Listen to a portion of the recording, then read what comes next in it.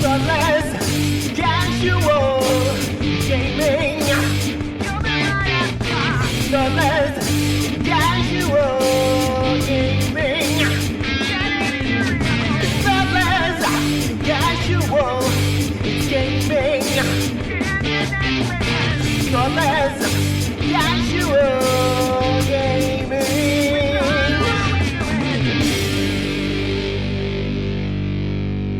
Hello, you're listening to Thoughtless Casual Gaming with Brett and Jace. We are a Geelong-based gaming podcast where we play games badly and then talk about them.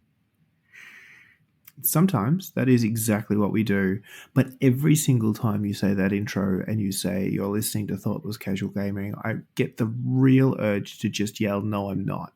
You're listening to half of Thoughtless Casual Gaming.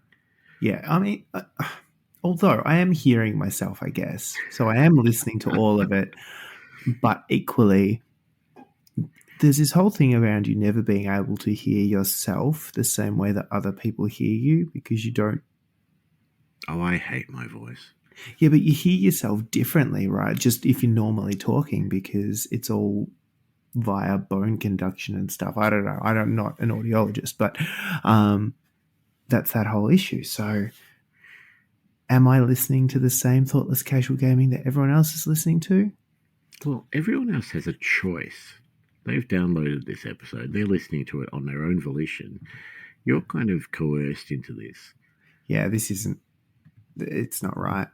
I mean, I feel. No, I'm being violated. Actually, while we're on the subject, this is totally not related to anything whatsoever. You've met my brother. I have. Yeah. Do we sound similar? Not overly. I mean, so I've been told, at least on the phone, especially. Yeah. Okay. We do, and we had this instance where I was living for a good chunk of time at my mother's practice. So my mother was an optometrist, and out the back, they bought a house for her practice, basically, and I got to live in it and keep it safe and all the rest of it. And when I was done, I moved out, and my brother moved in for a bit. And of course, the same phone number. And apparently one of my friends called and asked, was talking to him as though he was me. And he's like, "No, I'm his brother." And my friend wouldn't believe it. I'm now questioning everything I ever heard from both of you. I need to now get you in a room together to compare, because I would have said no, but I think I've also only ever spoken to you both together, or him when you're there as well. Yep. Maybe what we should do is have my brother do one of these episodes and then see if anybody notices. Just don't turn the camera on and see if I notice. But then how would you see me without pants if we didn't have the cameras on? I mean, you do that every day. That's true. I mean, I send you enough photos. Anyway, we are going back to the basics this episode. We started this podcast to play some games that we had never played before and let everybody know. And when I say everybody, we expected each other. Yeah, nobody else to listen. But let everybody know how we went and what we got wrong and how badly we played them and all that sort of stuff. And we've played some games we've been wanting to play for a while. I know. I mean, not together. That'd be too wild. That'd be weird. They'll be talking about us, some kind of weird relationship that we have. I know, right? Yeah. Actually seeing people in 3 dimensions and things. No. So why don't you start us off, Jace? What did you play? So I have been meaning to play this for a long time and kind of needed a nudge, but it was one of those games where I'm like, I don't want to be the person to work it out by the rules and too hard to take it back. So the game is Necromunda, and this is the re-released, new edition, quote unquote, because the edition I was familiar with was from 1990 something. And there are there was a real risk that there is some really fond memories of games in, our parents' garages and things like that, and making terrain out of toilet paper rolls and cardboard and raiding the school art supply club, and that kind of stuff. And getting a box of these metal models that were all single pose, and then something happening and feeling a need to hack someone's arm off so you could give them a different gun and all that jazz. So that is my memory of it. And it is very fond and it is very rose colored. And now I've re-released it, and they re-released a whole bunch of really pretty looking models, if I'm perfectly honest. But I looked at it, and there is a lot of books, and there is a lot of rules, and It's almost kill teamy as far as the amount of books and boxes and stuff like that comes out for it. It's Not quite that really level, but it's pretty. It's when you close. start going, when you go, you've got your basic rule book. Then you've got each of the houses have an additional rule book on top, which just adds extra units and stuff that they get, or squads and stuff that they can do, and some extra flavor.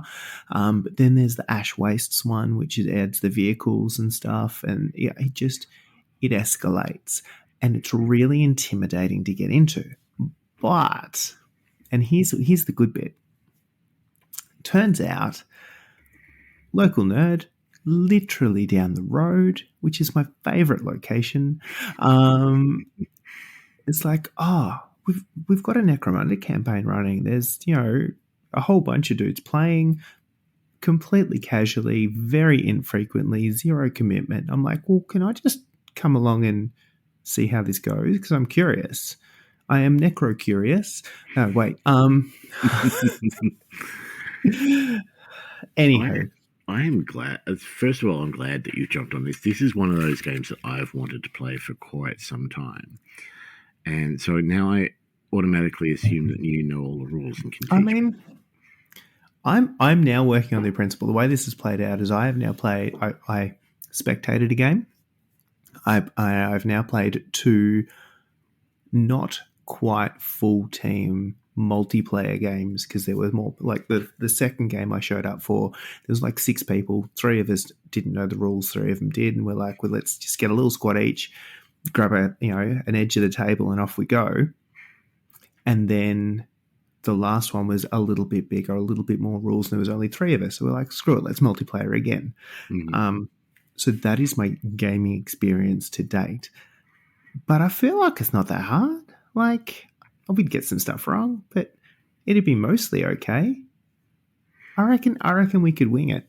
Excellent. I mean, that's what we do with most things. Yeah.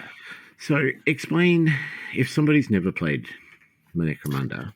So, Necromunda, one of my favorite style, like, I think we talk Warhammer 40,000 universe, we know this, right? But you take a little hive world, so this little world that's spitting out minerals and stuff, right? And this is a skirmish game that's based in one of the levels of the hive. It's not the slums of the slums, but it is not the fancy pants spire where all the rich people live. It's kind of hanging out in the industrial zone. And it's like 3rd floor where the restaurant is. Yeah. So some really cool bits is that it's a small scale. So you're talking, 7, 8 models for a gang to start with, particularly if you're not playing with any of the fancy pants vehicles. There might be a little bit more, there might be less, but give you rough figures. Everyone's basically a human. There are different flavors of human, as we all know, but everyone's a bit shit, if I'm really honest. Like, everybody starts off a little bit shit.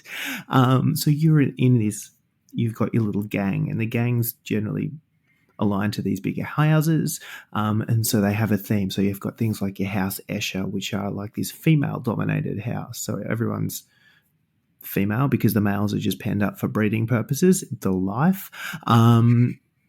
There's the the Vansar guys, which are the tech-heavy shooty guys. There's a House Quarter, which are your religious fanatics. So you can see some flavour in there. But fundamentally, everyone's a human and everyone's a bit shit. So then the game really lends itself to the campaign. Like, you can show up and play a one-off game called Cool Beans, but it is one of those games where, because everyone's a bit shit, it gets more fun the second they start getting experience and skills or injuries and things that affect what each of the guys do. There's only a handful of them. You get very attached based on the things that they do in game. And so all of your games are pretty much an objective based, and there's a whole bunch of different objectives and things. And it's how you take your little band of dudes with probably pretty shit weapons, who are probably pretty shit at using them, and you go and do your objective as best as you can, whether that's, capture some supply crates or something, or it's straight up shoot 'em up. That's a thing. So that is kind of the concept of the game. This is sounding very much like Mordheim. It is Mordheim 40,000. So there's very distinct similarities between them. It feels, yeah. Look, it is based off whatever old edition of 40k was around. So there are some differences to the way actual things happen in game, in that there's funky dice is the moral of the story. So, which I love. And they're good and they're relatively simple. You get a dice that has like a little dot and 2 dots and 3 dots and one that has a little bullet on it, right? And that's your ammo dice. And pretty much every time you try to shoot your gun, you roll that. Now, some guns have rapid fire, so it can affect how many times you can shoot, but all guns can jam. Or something goes wrong. So if you roll the little jam symbol on that one, that's when we check whether you've run out of ammo or something bad has happened to your gun, because you're not working with the nicest of stuff. These are not Space Marine issued war gear. No. I mean, there's bolt guns, but they're probably going to stop working halfway through a game at the worst possible moment, right? So that's one of the funky dice. You also get injury dice. That is a thing. So when you run out of wounds, or as it is, you start rolling on the injury dice, and that might be a flesh wound, which reduces your toughness. That is the best of the options. It could be a serious injury. It could be a serious injury, which takes you out of the game. And then there's a corresponding injury table for your campaign to find out whether you've lost an eye or a toe. And then there's dead, is what it says. And these are D6, aren't they? Yeah. So basically, you suffer a serious injury, you've got like a 1 in 6 chance of the guy dying. Yeah. Okay. So, I mean, for that to happen, the way it plays out is you need to be taken down to your lowest wounds, but also most guys have only got 1 wound. Okay. Your characters, your leaders or champions might have 2, might have 3 if they're super beefy. Stuff happens. It's pretty savage. But equally, getting wounded can be good, because you might get some really impressive scars which actually make you terrifying to look at. Okay. So there are benefits of... There are benefits. So this table that you're rolling on, say you're doing a campaign and you've suffered a serious injury and you roll on this table. And it's a 66, so there's a lot of options. Gotcha. There we go. That was my question. How many options are there? I mean, there is not 66 options, but there's a lot. No. And then the second half of that is your dudes, in a lot of instances, then go into recovery, which means they probably miss a game. Mm-hmm. But you can also send them to the doctor to try and get healed, or to get a mechanical leg and stuff, which then changes their stats. So there's a lot of in-between game stuff to do as well. Excellent. And, picking up experience and different weapons and stuff like that.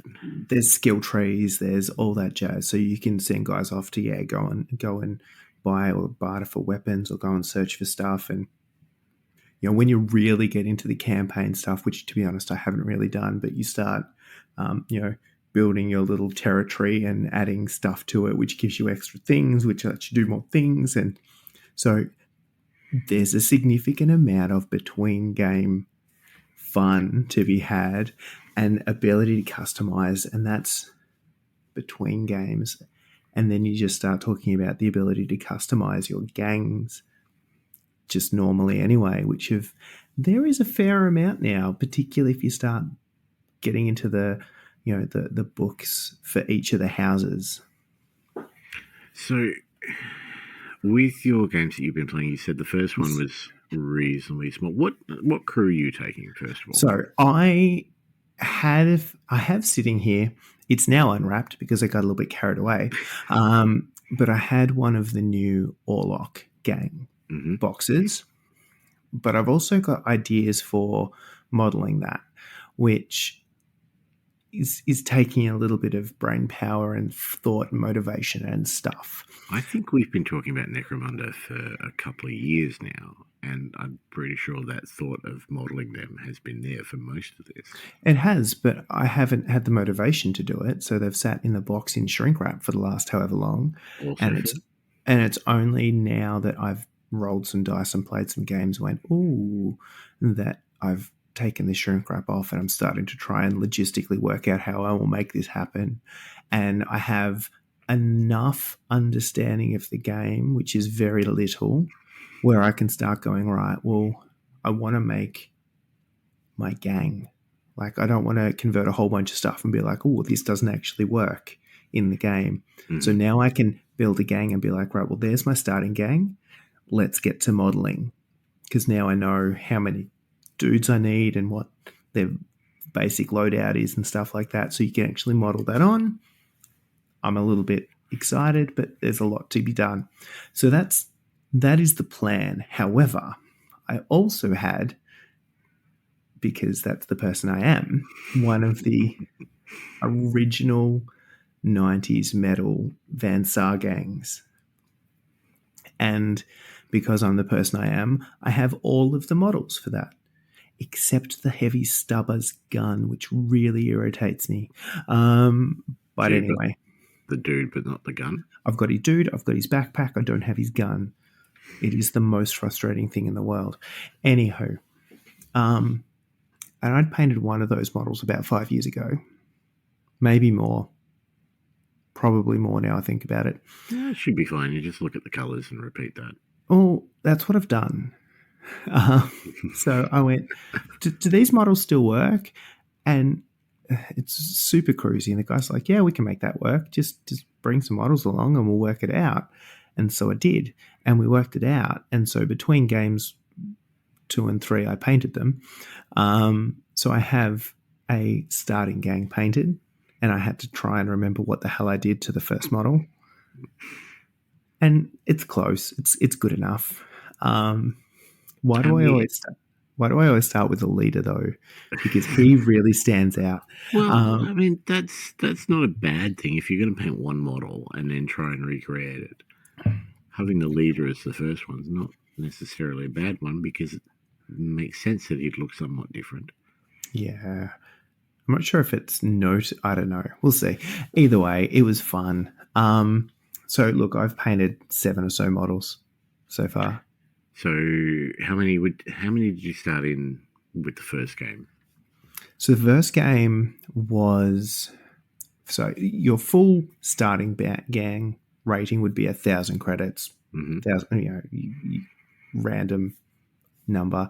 We did a 500 credit one that had 1, 2, 3, 5 guys. Okay. And that was rejigging their equipment and stuff to keep them super cheap, with the idea that we just put some dudes on the table, see what they do, get the base mechanics out, do some stuff. Like, we literally played until we got bored or people had to go home. We just kept rolling on. So that was cool. So 1,000 points would give you maybe 7 to 10. Yeah. Yeah. Okay. Or fewer guys and just cooler guns. So what happened then is the next one we did, I think, was 750, up to a little bit more. And I think I may have had the same number of dudes, but they had cool as shit. Were they better at shooting it? They were so much better at shooting it. Okay. Um, They paid for the I upgrade. mean, some of them were, but yeah. So, and it's this similar kind of deal that you get your leader who's better at most things, champions which are a little bit better at certain things, and then your plebs and your baby plebs, which get progressively shitter but cheaper. So you can do swarm, you can do super elite, but there's also similar to Mordheim. If you lose a certain percentage of your crew, you start having to roll bottle tests to see if they all fuck off. So numbers are useful. Also, if things die. There's that. So yeah, that's where I'm at. So I've painted some dudes. I've played some games. I think I've avoided doing any of the vehicle stuff. I still haven't really got into the. We did just random. Okay, let's keep track of the skills or skill points that they would get and the injuries that they would get. We just did that as a here's how it works. But it's still got the flavor. Like it feels like the same game. There are obvious differences. But it's got a lot of the same feel that it had 20 plus years ago, which is exciting. So your team, so Vansar and was it Orlox? And Orlox, yeah. What are they? Explain so Vansar are they've redone the fluff on them a little bit. They are the guys that are your super tech dudes. They have all the cool weapons and armor and guns and stuff, but the secret to that is they're using a lot of radiation to produce it. So all of them are very, very ill, and they are wearing their armor. They come with armor to compensate. So they don't move very far. They aren't particularly hardy, but they shoot shit really good. So like Death Guard. Yes. Like slow. Yeah, but less resilient and more just shooty. Yep. So a little bit slow, a little bit weak, but pretty good and have a lot of good guns. And that's probably a theme you'll find with a lot of the rosters between gangs. Some of them get equipment at different costs. So some get access to different equipment, or they just get a discount on certain things, which kind of themes it up. So that's the Vansar. The Orlox are kind of a jack of all trades kind of piece. The fluff for them is they are kind of they're the miners that they get the raw material for the crew and sell it. So it's a lot of they kind of look like a bikie gang when you look at it, and there's a lot of shotguns, and so that's kind of, and they are very much known as a bit of a jack of all trades. They're a bit shooty, they're a bit fighty, they're a bit of everything, but they don't necessarily have a huge strength that you lean into. Jack of all trades, master of none. Yeah, gotcha. Now I've been intrigued by this game for a while, probably realistically since we played Mordheim, because they seemed like similar games to me, and having you confirm it is very nice in my head. Yeah. So I have bought myself a crew a long time ago, and I've painted them all up, and I think there was 10 in the crew. Yeah. Was anyone there playing the same crew that I've got? I have not seen the Delac on the board yet. Okay. Do we know how to say it? Is it Delac? It's because I think it's French. Okay. Delac, who are supposed to be kind of the spies of the. Ooh, that sounds cool. Because I know nothing about the crew that I've taken. They look like Dark City men. Yeah, so the whole concept with the Delac guys is they are kind of the spies. There's supposed to be a whole piece around infiltration and stuff. So they've got I think they've got access to things like some poisons and stuff like that as well. So it's not just Cool. sheer death. It's just and some infiltration rules and there's also once you start getting into it, they get different skills. So I think from memory, and I'm very very rough on this, but there was like skills that let you move, across the board without being seen and stuff like that. So they're sneaky, a little bit, sneaky stabby, I and did notice. tricksy. Yeah, excellent. I did know. I saw it was. I was about to say recent, but it would not have been recent. But one of the models that came out for them after I'd bought the pack was this big brain guy with this huge fuck off head. Yeah. So for a general game, like does the base box that you get with each crew, is that enough, or Yeah. how So expansive do you need to get? I think it really depends on the group you're playing with, if I'm perfectly honest.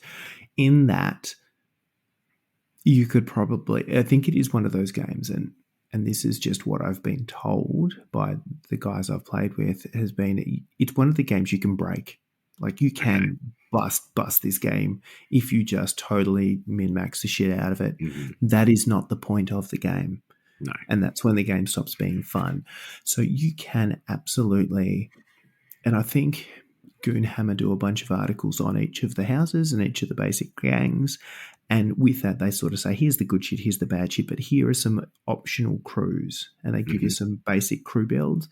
And one of those is always just a straight out of the box, 1,000 credits, this is what you could do.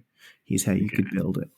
So it's absolutely doable. And then it's just how wacky you want to go. And a lot of it comes down to the weapon options and whether they're all available in the box. If you want to go super, like if you want to theme it to the nth degree, as an example, the Vansar guys have got rad weapons, radiation weapons, right? They're actually not particularly good at doing damage, but every time you get hit with one, it has an ability to cause an additional flesh wound, which basically reduces your toughness. And when your toughness goes down to 0, you die. So they just radiate you to death. There is a brilliant idea that is probably not very good in game around just how many things can I put on the board that have this radiation ability to see if I can just microwave people. But again, can you do that straight out of a box? I don't know. So there are aspects to, like, I'm thinking, you were saying power play sort of things, like Skaven clan rats with slingshots for Mordheim, for example. That sort of thing. You could do that. Yeah. But, I mean, the Vansar guys, because they have access to all the good guns, you can just give pretty much everyone a plasma gun. They also have the best shooting in the game, and then you just nuke everybody. Is it fun? Probably not. Is having a plasma gun in there really fun? Kind of. Do they still overheat? Yeah, but it's not as tragic as it's like you don't explode. It's because it's a smaller scale to 40k.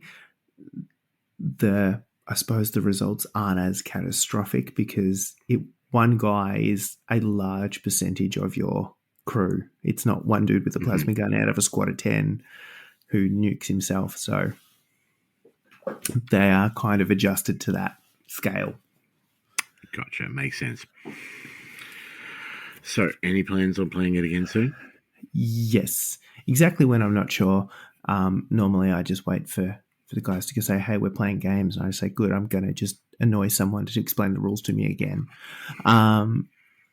But I may have kicked off a bit of a chat in the Discord. I reckon I could probably get half of the basics not wrong. So it's an option. Yep. Yeah, on Look, off up. I'm keen. I have been keen for quite some time, and if you can show us, or if one of these guys wants to come along to wherever we are and show us how to play, I am all for it, because Yeah. It's not often that I have a crew painted up for anything, let alone a game that I have never played. Yeah.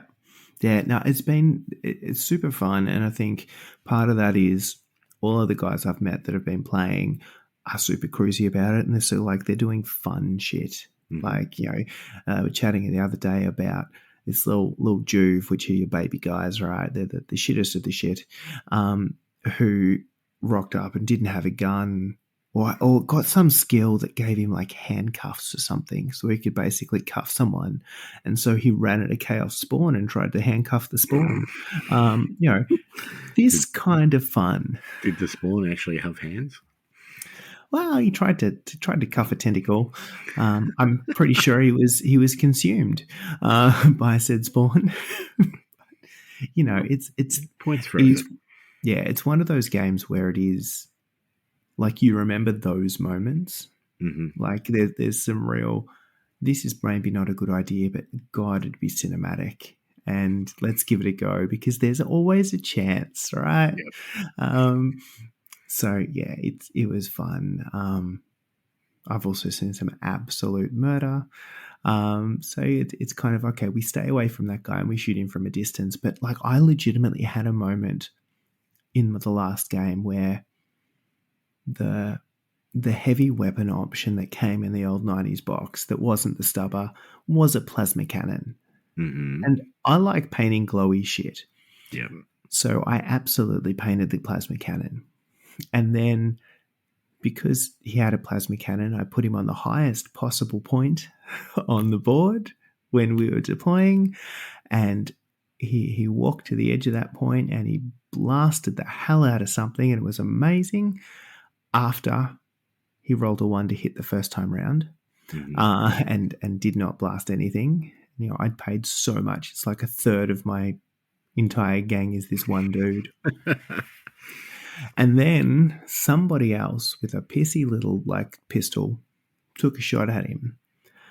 And because he was standing really close to the edge, he fell 7 stories. Did he land on the plasma cannon? He survived the landing, and then a sniper walked up to the point he was at and pointed his rifle directly down into the top of his little head. So yeah, it's some fun moments. As I said, it is one of those. It is true line of sight, so it's interesting in that regards. But there's also this piece around because there's a lot of levels and a lot of walkways and stuff like that. If you get hit and you're within half an inch of the edge of a walkway, you need to test to see if you fall off.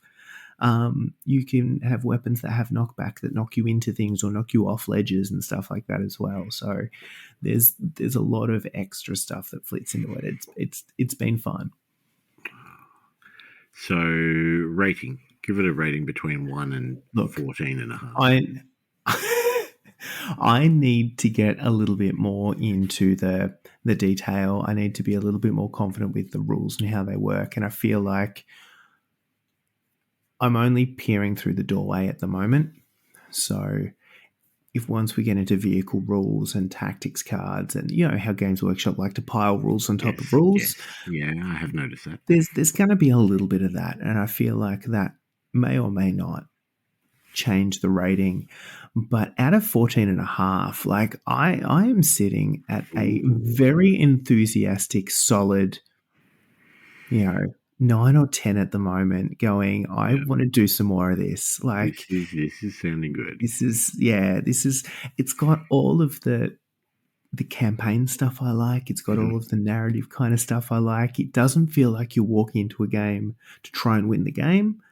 You walk in the game to do the thing you're supposed to do, but actually it's about what happens to everybody on the table that matters. That is cool. Like, yeah, it has been one of those games I've wanted to play for quite some time, and getting jealous of the fact that you were actually playing it.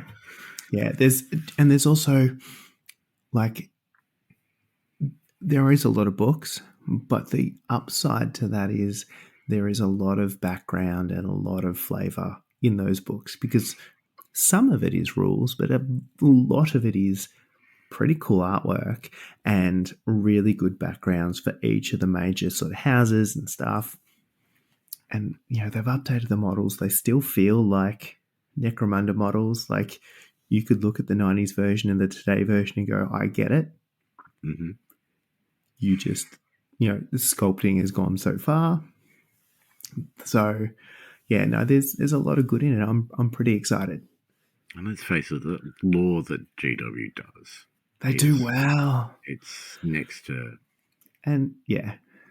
Nothing really. It's the amount of stuff there is. And I did notice, I was just skimming through a website the other day and I noticed that there was a Necromunda novel. Mm-hmm. So I ordered that because I'm intrigued.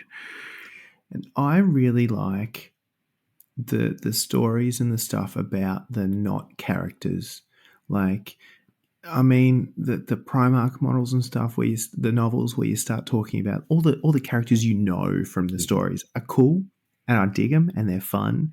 But these ones where it's just about, fucking one-eyed Bob from around the corner, they're really good. I really enjoy the fact that they're happy to go, this isn't going to affect the overall story arc at all. This is just a story about a thing that happened. And I feel like there's some of the best ones that they do as well. Sounds good. So that's been me.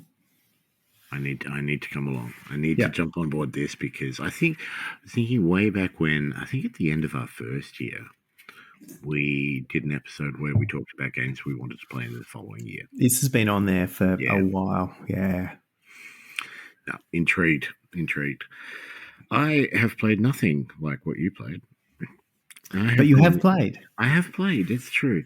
I have gone the other way, and I have again. I mean, this is going back to my 20s and stuff, but in a different kind of way because I played a game called Star Wars Unlimited, which is a trading card game.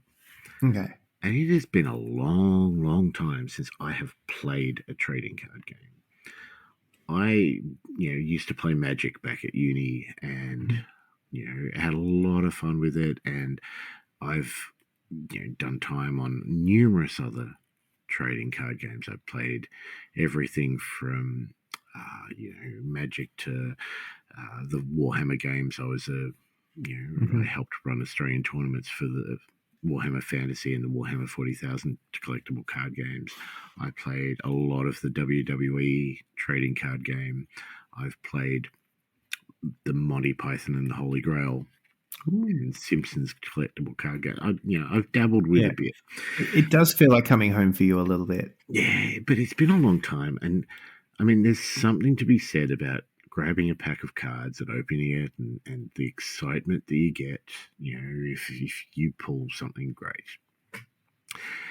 And it's something we've done at work a few times when we're bored. We'll grab a packet of cards and open them up and have a look and, get excited about what's in there or, not, whatever the case may be. Mm-hmm. But Star Wars Unlimited it's the newest Star Wars game. They've done a couple in the past, way back when, which were quite successful from memory, but I never actually played. But these guys who are doing this are really sort of pushing it and promoting it and trying to get it out there for the long run. Mm-hmm. So we got some in at work, and because it's Star Wars, I opened them up. I opened some up. There are numerous cards that you can get. It's the way that it does. Okay, so the game plays, you make a deck of about 60 cards, as per usual for any sort of trading card game. But in addition to your deck, you have a base and you have a leader. Now, the base is the whole purpose of the game. Your base usually has either 25 or 30 health, and you win by destroying your opponent's base. Mm-hmm. Your leader will help you do that and sort of influences the way that the deck is made. And the leaders that they put out, there's only been one set so far, but there's 18 different leaders that you can possibly get. Everyone, pretty much from the first couple of films. So Vader, Luke, Palpatine, Jyn Erso, and my favorite Boba, of course. So every pack of cards that you get has one leader, one base, and then your random cards, including a rare, and you can get foil versions of every card. You can get hyperspace, which are basically full art versions of cards. There's a lot of collectability in there for people that like that sort of stuff. Even worse is that of the 18 characters that there are that you can play with as your leader, there are 16 of those that are available as what they call a showcase card, which is like the rarest of the rare. There's like one in every 12 boxes that you can open on average. Card games are really good at this, aren't they? I know. They're a sucker. They just force you to buy more and more and more. But it was Star Wars, so I was happy to buy a few. So I bought a couple of boxes, and then we had 2 boxes left at work, and Fox came in. Mm-hmm. And he said, I'm going to buy one of these. I'm like, cool, no worries. Which one do you want? He said, you choose. And I said, there is no way I am choosing and taking responsibility. He goes, okay, you're left or right-handed? I said, I'm right-handed. He goes, I'll take the right-hand one. Cool, done. Took it home, opened, got a couple of good cards. I think he got like a Millennium Falcon and stuff like that in there. And then Alice worked her magic on me, her evil voodoo, and convinced me to buy the last box. She is good at an upsell. Oh, she is. It's really bad when you're on the opposite end of that, but good when she's working with you. Yeah. Anyway, I picked up that last box that Fox didn't get, and I managed to pull the showcase of Boba Fett in there, which was phenomenal. This is a card that sells on the secondhand market currently for about $1,200, which is ridiculous. And I happened to be at a work. It was an event. It was a convention in Sydney for work, and there was a trading card grading place there. So I handed over my shiny little card, and eventually got it back not long ago in a nice solid plastic case, graded at a 10 out of 10. So this thing is sealed in its case, should not lose value, at least, Mm-hmm. If people start paying less for it, it'll obviously go down in price. It will be at the top of the market value for what it is, right? Exactly. And It is Boba. It is my man. So that's been my experience so far with Unlimited, is just buying stuff. I bought a thing and it was good. Yeah. I know, right? So it's Star Wars. I wanted to give it a go. Mm-hmm. Now, there is Monday nights at Guff. Mm-hmm. Tends to be Star Wars Unlimited night, and they get anywhere up to about 12 people on a Monday playing, which is reasonable every week. I went along one week and got an introduction game from one of the Guff guys of how to play, and enjoyed it. I thought, okay, this is not too bad. I had my Boba deck, which I built, because, like I said, Boba's my man. Following week, I proceeded to very badly teach Alice how to play. So I'd had 2 games. And then this Monday night, I went along to Guff and actually played in the tournament type thing that they do every week. Oh, because they do like Yeah. That's how they run their nights, right? It's exactly. Almost Yeah. So this is 3 games in the night, and each game is a best of 3 games. So you're potentially playing up to 9 rounds. The way the game works, you choose your leader, you choose your base, and you build a deck based around them. You draw 6 cards at the start of the game, and you can put any 2 of those face down, and they're your resources. And this is kind of like land in Magic. You've never really... No. This is all new to me, so I'm going to ask stupid questions, but continue. Please do. So in Magic, the way that you get cards out is you put land down, and each land creates certain colors, which you can then use to cast the spells. Mm-hmm. It's similar, but different in the fact that there's no colors Mm-hmm. per se in Star Wars. You just put them down face down and you tap them, and if you've got 2 and you tap 2, you can bring out a card that costs 2. Mm-hmm. Right? If you've got 5, you can tap them all and bring out a card that costs 5. So you put down 2 at the start of the game, and then every round you're drawing 2 and you can put down 1. Okay. So it becomes a matter of working out if the cards in hand are the ones you want to put down or not, because you can't use them as the card that they are when they're face down and they're becoming your resource. And that's effectively how many you draw then. Yeah. So at round 1, you've got 2. You can have 2 in front of you, and you can cast something up to 2, or you can play 2 1s, for example. Mm-hmm. Round 2, you're putting down another one, so you've got up to 3, and so on and so forth. There are cards which allow you to get more resources. For example, there was a card I was using in my deck, which is basically a gunner for the Death Star. And when he's defeated, he becomes a face-down resource. So you can... Anyway, the way that the game is played is that you have 2 areas. You have your space area, and you have your ground area. And so each unit will be played on one of those sides, depending on what they are. If you're playing Bosk, he's going down on the ground. If you're playing a TIE fighter or an X-Wing, it's going in the sky. And when you attack with those, you can either attack the base directly, as a general rule, or you can attack your opponent's units in that area. Yep. So as a general rule, your TIE fighter cannot attack Bosk. Yeah, because you're on the ground and you're in the sky, and this makes a lot of sense. Exactly. And it's the game itself is a matter of controlling what your opponent's got out, but also hitting their base and trying to do more damage to their base before they do enough damage to your base. Yep. And I assume it's the same as other card games that I've seen where there's sort of combos where you can sort of go bang, bang, bang, bang, bang. I've just done a whole bunch of stuff. There is definitely, yeah. So, that's the whole...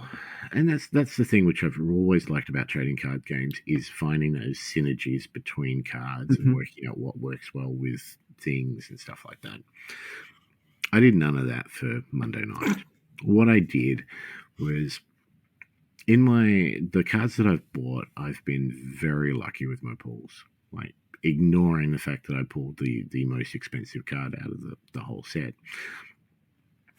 The cards that you can get in your boosters are common, uncommon, rare, and legendary. There's, on average, like 3 or 4 legendaries in a single box of boosters. And then some of those legendaries are quite powerful cards. The 2 of the most powerful ones are Boba and Vader. And I managed to pull... I've got 2 Vaders and 3 Bobas, which is the best you can have in your deck, right? Okay. All of the cards that I seem to pull seem to point me towards playing Boba. Which I don't have an issue with. No one's angry about this, right? Well, I'm the not. people you're playing against, yeah. The other aspect to the game is your leader, of course, which does different things depending on who you've got. So Boba, for example, he's seen as one of the best leaders, if not the best leader in the game at the moment, because he allows you to basically, depending on circumstances, you can untap your resources, which means that you can play more cards in a round than your opponent can. Anyway, Monday night, what I did beforehand is I went online and saw what sort of decks other people were building with Boba. And as a general rule, I went, okay, well, it seems to be you'd have this percentage action cards, this percentage space cards, this percentage ground cards. So I'm just going to choose the ones that I want to play and sort of keep to those percentages. And that was, not knowing anything of the game, I'll go for that. So similar sort of style to what people seem to be playing, and then see what happens. Yep. I went along Monday night, took my boba deck, and got to say, first of all, people were really nice. Like, What? What is this? Yeah, like, I really Oh. enjoyed myself. I will not stand for people going to play a game that they enjoy and being pleasant about it to their opponents. What? Just stop it. I know, right? I mean, it helps that it's not overly serious, I suppose. And, this is a weekly event and, whoever wins, it's not too much of a big deal. Does it also change because it's a relatively new game, so there's limited stuff out there? Very possibly. And the stock for this game has been quite hard to get. Yeah, okay. There is the second set, which is coming out. The pre-release is next Friday. Mm-hmm. And then the stock will come out like a week or two after that. Is that one of those midnight things where nerds queue up and stuff? No, it's the pre-release is it's like a big event. Yeah, okay. You pay X amount of money, you get half a dozen boosters. It's a drafting event, so you open a booster, choose a card, and hand the booster to the person on your right, and then take one from the one on your left. That sort of thing. Okay. So it's a big event type thing, but that'll bring new cards, new leaders, new ways of playing, so that it won't be as stuck to the meta that we've seen. Yeah, which is good though. It shakes it up a little bit. You'll see people get to find new combos and synergies and stuff. It'll be fun. And cards that necessarily weren't seen as good in the first set will be enhanced by cards in the second set, which will make lots more different options available to people, which will be good. But I went along. I had a lot of fun. These guys were really, really welcoming, and just, handed me cards, which was nice. They're like, "New guy, here's some cards." So I sat down with my first game, and I said, "Look, this is the third game I've ever played. Let me know if I'm doing something wrong, if I miss a step, if I'm, not 100% sure on anything. Just, if you could let me know." And he proceeded, the guy I was playing, Stephen, he was very nice. Just sort of, guided me through it. Proceeded to stomp my ass, but in a very friendly way. And I did, my base was 30 health, and he annihilated that, and I did 2 damage to his base. But I thought that was a win, right? And he's like, okay. And after the first round, he said, this is how my deck plays. Like, really sat down and goes, this is how my deck plays. This is kind of how you'd beat it. And it's just a matter of, knowing your opponent's cards and getting used to what they're playing and how they're playing. I took that on board and crushed him in the second game. And I'm sitting there thinking, okay, I'm enjoying this. This is easy. The basics of the game are very straightforward. It's just obviously knowing your cards, their cards, what they do, what they're trying to do, and exactly. That's the real trick. And getting to know what to expect from your opponent is probably a huge thing. And the fact that Stephen sat down and said, "This is what to expect from me," really helped. Yeah. But I was a bit worried because I took my Boba deck, which is has 2 Vaders in it, 3 Bobas. It's as far as monetary value goes, it's one of the expensive decks out there. Yeah. And I did not want to be that guy. Yeah. Going, I'm new, I don't know how to play, but I have... The internet told me all this stuff's good, so I just bought the good things, and now I win. Yeah. One of the guys did say to me, he goes, "How much did you pay for that deck?" And I'm like, I pulled these cards. So I didn't want to be that guy. Third game was still going my way. And it got to a point where he pulled a card which won the game for him last minute. Otherwise, I won. Yeah. And he went on to win the night overall, which was good. So I felt really good, A, that, I'd won a game, B, that I'd come very close in the third game, and C, that I'd lost. Because I didn't want to win. I had no intention of winning. I just wanted to learn how to play. Yeah. Game 2 played David, and he's been into the store a couple of times and chatted to me about Star Wars before. Lovely, lovely guy, just absolutely delight. He played a Sabine deck and kicked my ass 2 games in a row. Mhm. Great. And then third game, I played William, who played another Boba deck. Mhm. So Stephen was playing Leia. So I played Leia, Sabine, Boba, and I got to see what Boba was like from the opposite end, which was interesting. Yeah, okay. And then that round, lost the first one reasonably easily, won the second game, and lost the third. Very okay. So I did all right. I won 2 games out of the 8 that I played.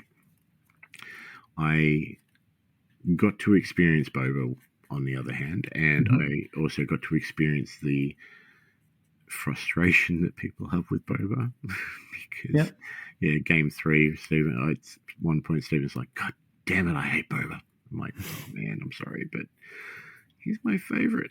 I'd be playing him if he was shit, Yeah. Just so happens he's not. I hate that when the thing that you just like is the thing that's inherently good, and you're like, you don't want to be the negative play experience, but I also like the things that I like. Yeah, it's tough. There is a new Boba leader coming in the second set who, from everyone's sort of opinion so far, nobody's played with it obviously, is pretty crap. So I'm thinking I'll just swap to him. Just bounce. Yeah.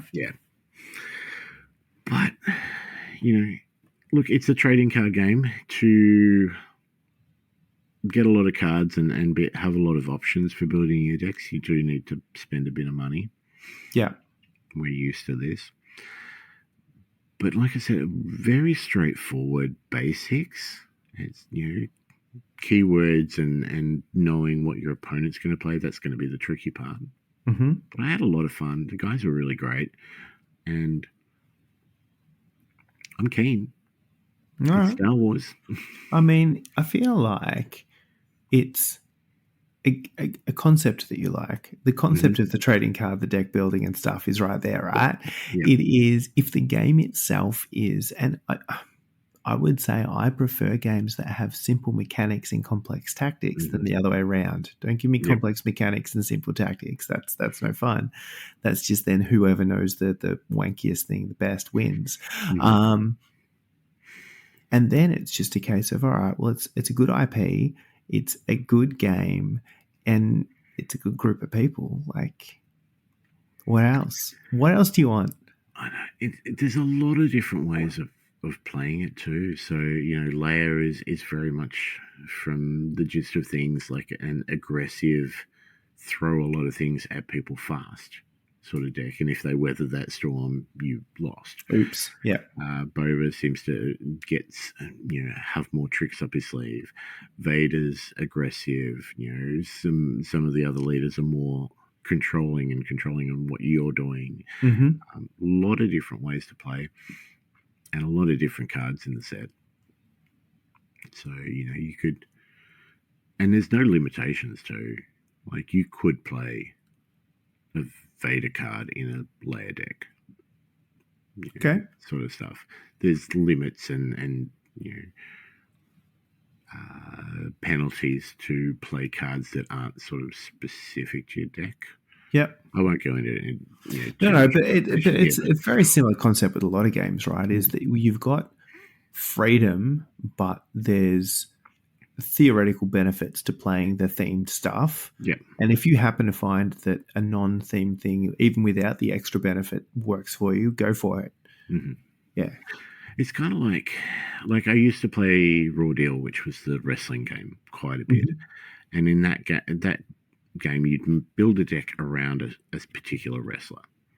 And so each wrestler would do different things. So each deck would be doing the same sort of things, but differently, to try and win. It's got that sort of aspect to it. There are games that I've played, like the original 40K game was so much fun, but so broken. So it just seemed like every single race that you could play, whether it was Chaos, Imperium, Dark Elder, Tyranids, had a combo that if you pulled it off, you won. Yeah. And it was a race to be the first person to do that. Yeah. And then when they stopped that and built, the next one they did was the Horus Heresy game, which had basically two sides. You could be imperialist or you could be the traitor. You could be Horus, so you could be Heresy. No. Yes. But they both played the same, and it was so dull. Yeah. Yeah, Yeah, it's really how you get variety in a game without making it bullshit and an auto win for one, right? And that's such a tricky thing to do, because particularly when you open up the roster or deck building, so you can have a lot of freedom in it, you need to start taking into account all of the possible combinations and synergies and how this plays with that. And my God, that sounds exhausting. But when it's done well, in a trading card game, that's your round zero. And if you enjoy that sort of stuff, you know, I used to like this with Underworlds as well. You just sit there and go through the cards, and that's, you know, the stuff that you do before the actual game. You know, there's a lot of stuff that you can do, and you know, having a bit more of an idea now, I've got more of an idea of what sort of units to throw in my deck. So if I, you know, do the Boba deck again, there are units that I'd swap out because they're not as synergistic with it as, you know, for example, I was playing Greedo, the Greedo card, because I thought Greedo, Boba, done. You know, they go together. Makes sense. Yep, sold. But the way that I was playing the deck was not very synergetic with the way that the Greedo card worked. So, you know, things like that. But I have a pile of cards. I have a pile of extra cards, which I can probably pass on to people like Archie that are, you know, intrigued. And I think, look, it's always nice to be able to have the deck that you want to play, but then maybe a couple of just, you are interested in the game. Here's the one that I'm playing, but here's the game that we're going to play. Yep. We'll put the training wheels back on. They're kind of, you know, vaguely balanced. It's a nice way to be able to just bash a game out, introduce to someone to the concept, and then let them go down the rabbit hole. Yes, if that's what they desire. Yeah, happy I finally got there and got there for a night, because, you know, for a long time Mondays have been Blood Bowl night at Throw the Dice. So I've never been able to get to Guff, but I've gotten there now. Got a night under my belt before the new set comes out, which is good. So I've got an idea of how the game goes without throwing in another, doubling the amount of cards that are available. Yeah, it's probably nice to get in now at kind of what feels like the ground floor, before, you know, you just dive straight into the deep end, and there's so many more things to think about. So, scale of 1 to 14.5. How excited are we? I would say I'm probably about a 9. Okay. Right. I'm really enjoying it. I don't know how far down I want to go and how often I will get to go to these Monday nights or whatever. You know, I want to get to the pre-release for the next set, but for example, it's on a Friday night, so, you know, the stars have to align for that to work. I would like to play more. These guys, you know, they were all incredibly friendly and supportive and helpful, you know, even on the odd occasion that I was actually winning. And, you know, I'd like to throw together a different deck. Maybe I've been toying with the idea of making up a Vader deck and taking that next Monday that I can. So intrigued, but also not sure how often I can, you know, commit. Yeah. If that makes sense. So that's tempering me a bit. Yep. Yeah, I suppose, particularly if there is an established night place stuff, it's that either fits into life or it doesn't. Yeah. Whereas I don't know, what is because I think that's the thing playing tabletop games, like the concept of a pickup game is so common, where it's just like, hey, I have this time, you have this time, let's just throw some dice. How much it feels like a lot of these trading card games are like, no, there's a draft night or there's a night on and stuff like, and you go to that and that's playing. Like, I don't necessarily hear about pickup games. See, with trading card games, if you've got a deck made up, like pickup games are easy. Yeah, okay. Because they will happen quicker and faster and easier than setting up a game full of terrain, for example. Yeah. You quite often hear of tournaments of, whatever game being played, and then people who are knocked out or finish their games early or something, just sitting down and having a game of Magic because it's quick and easy and they can get it done. Yeah, okay. So if you're carrying around a deck, just depends obviously on if you're in a place with the same people playing the same game. Yeah. All right. Yeah, I suppose it makes a whole lot of sense. So, I mean, it is that kind of just having the back pocket at all times, and if opportunity arises. Yeah, okay. Because I think we started late. So we started about maybe 6:45 on Monday night, maybe even closer to 7. We were done by 9. And that was, 9 games. Shit, all right. Yeah. Because they're best of 3, so yeah, they're quick and easy games. That is bashing some stuff out pretty quick. All right, yeah. And again, this is zero understanding of how this plays and what goes on. Yeah, I think my only experience has been walking into certain places and seeing the open packets just littering the floor after a night. Yes, there is a bit of that. And I think a lot of that is dependent on the game and the players themselves. So, I mean, that's like that with everyone. All right, so it feels like there's no toxic Star Wars players ever.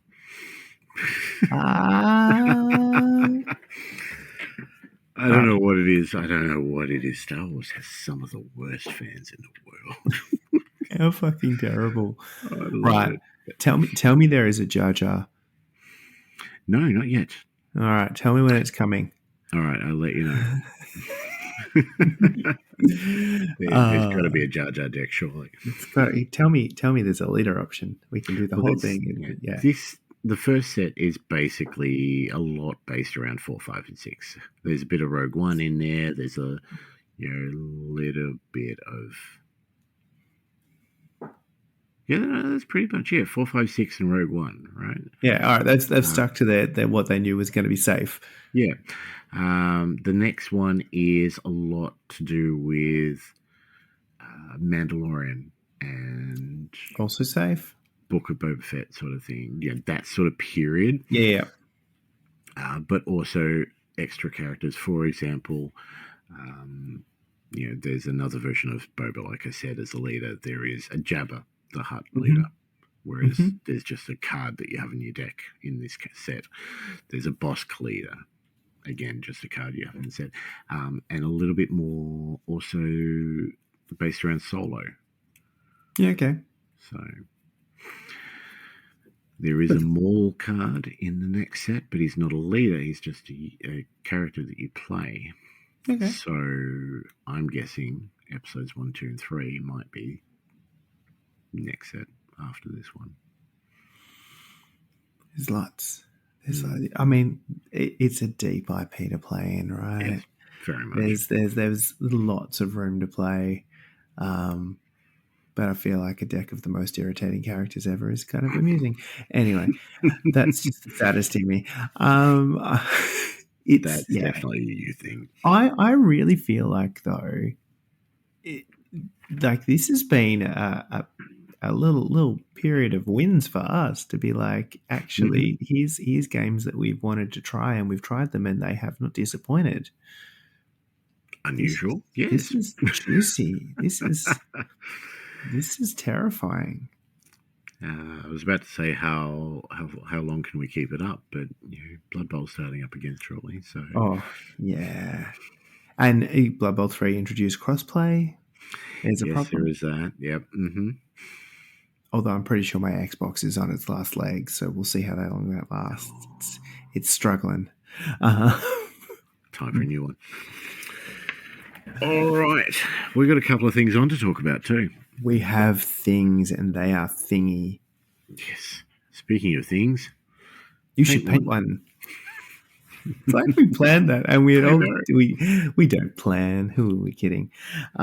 Yes, but definitely paint a thing. You have like just over a whole month to pick a thing that is not painted and paint that thing. It will be one thing. It will not be two things. It will be one single thing, not a group of things that you are trying to call a collective, like a parliament of owls. That is not one thing. That is a collective noun. If you're painting a Necromunda squad, you are choosing one person in that squad, not the squad itself. It's that simple, guys. It's not hard. All right. So paint a thing. Pick a thing that is not painted. Paint the thing. Post a picture before, post a picture after. We will then do our usual episode of all of the things that are painted, but it's just one. You can do one. Go on. Do the thing. Just Even one. I can do one. That is I yet gotta to be choose proven. I was about to say. I've still got to choose my model, but I've had ideas. I haven't committed. It was that really fast voice of this statement may be completely inaccurate. Yeah, so that is the thing. Put it. There's a Facebook event. There's a Discord. You can put things in the things and then paint them and put them back in. Do it. And done. Other thing that we need to talk about. Oh, and how we need to. Oh boy. Why So Serious 3? It is so unserious and in so 3. It is the most third of the Why So Seriouses that we have ever done. It is indeed. It is happening on the 26th of October. It is a sevens tournament, unlike any other sevens tournament, apart from Why So Serious 1 and 2. And, yeah. And it will be a lot of fun. These are always our most lauded events that we do, our most praised. Even if we're the only ones doing the lauding. But it is the one that we have the most fun with. It is the thing that is probably the most unique that we're able to do. And I think we are really aiming for this one to be bigger and meaner and better and more meaningful than the other ones. So we have signed up to contribute to the Beyond Blue with all of the extra stuff that we can do. So part of the ticket sales, there'll be silent auctions and raffles and other things that we can possibly think of to try and raise some extra funds. So we very much expect it to be a full day of shenanigans that you can get involved in. Come along, play some Blood Bowl, do some stupid things, because we will encourage and enable and push for more stupidity than you thought you could cram into a Blood Bowl Sevens game. Like, it is going to be next level, and we very much expect everyone to show up and have the most fun and walk away with the most stuff that we can possibly do. Yeah, look, this is our event where we don't generally take it seriously, but teaming up with Beyond Blue is definitely the serious part of that. We want to make sure that we can make this the biggest and best that we possibly can.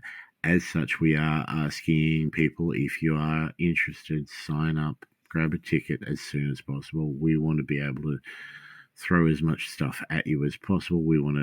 This is, obviously the event that takes the most organization for us. Mm-hmm. But we are going above and beyond for this one. We have contacted numerous people. We have numerous things in the works already. Grebo Games have already sent us stuff. I'm staring at it. It's delicious. We have a number of other sponsors that are in the sort of the last steps of organization. I won't name names until things are final, but there are a lot of people that we've reached out to. Beyond Blue have actually been in contact with me quite a few times because they're really intrigued by what we're doing. Originally, they were like, "Oh, what console do you play, or is it just PC?" I'm like, "No, it's none of that. We sit around and we play chess with chainsaws." But they're really excited about what we're doing. I'm really excited about what we're doing, and we hope that you are too. We are reintroducing the points haul prize this year because that was quite successful last year. So we will be announcing a number of ways that you can earn points towards that prize, and whoever has the most points will get the prize at the end of the day. Easiest thing, if you buy your ticket before the end of next month, before the end of July, you will get 2 points towards points haul. If you buy it before the end of August, you'll get 1 point. Easy points. You know you want to come to this event. You know it's for a good cause. Grab those tickets. And is the best way that you can help us to do more to make this bigger. It is the thing, like when we start knowing how many people we've got planning on coming along, that we can we know how much is in the bank to run with, we can start really using that to make the event as big and as amazing as we can make it. So the earlier you do jump on board, it really makes for a better event. Absolutely. We have 9 people already signed up. We have put out the players pack. We also and version 2 when I corrected it. We also have a what do they call it? I suppose it is the event page on Beyond Blue's fundraising site. So if you can't make it, by all means, you can donate. Mm-hmm. So that's another option available. And every little bit goes a long way because... And look, if you happen to also have a business and want to support, get in touch. We will happily chat around what you might be keen on doing and how you want to play as well. So that's the other part of it for all those, with the side hustle that they reckon they could tag in on. Let's talk. Done.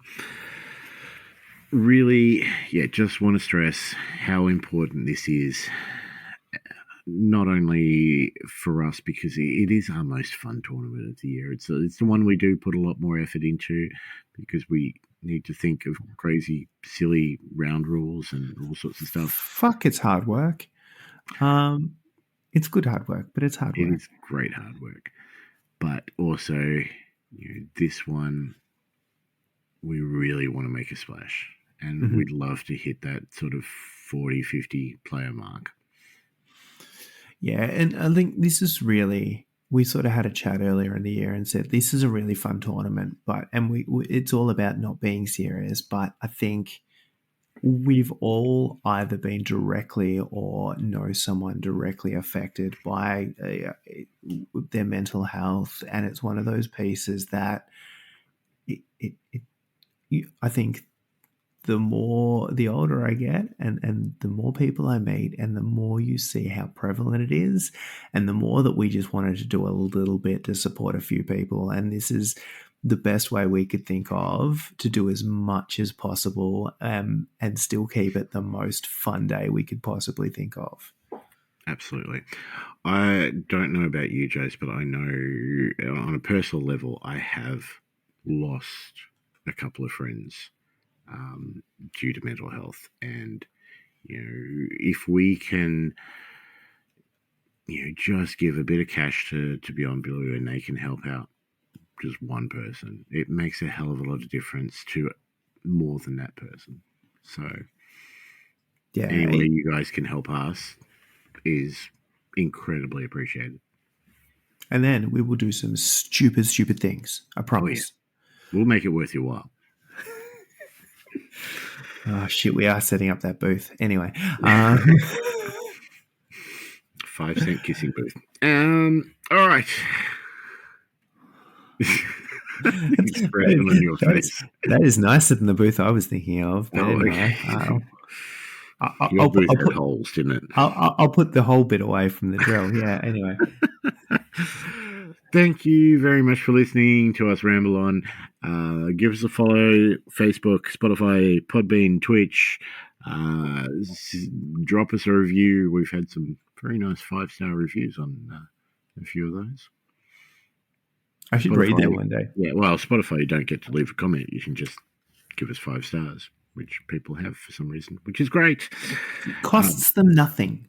Costs them nothing, a click of their time. You can also help us organize things like these painting events and do more for things like Why So Serious by becoming a Patreon. As always, we like to thank our ultimate Patreons every episode: Alice, Archie, Clinton, Craig, Gertzy, Jared, Kingsley, and Yuri.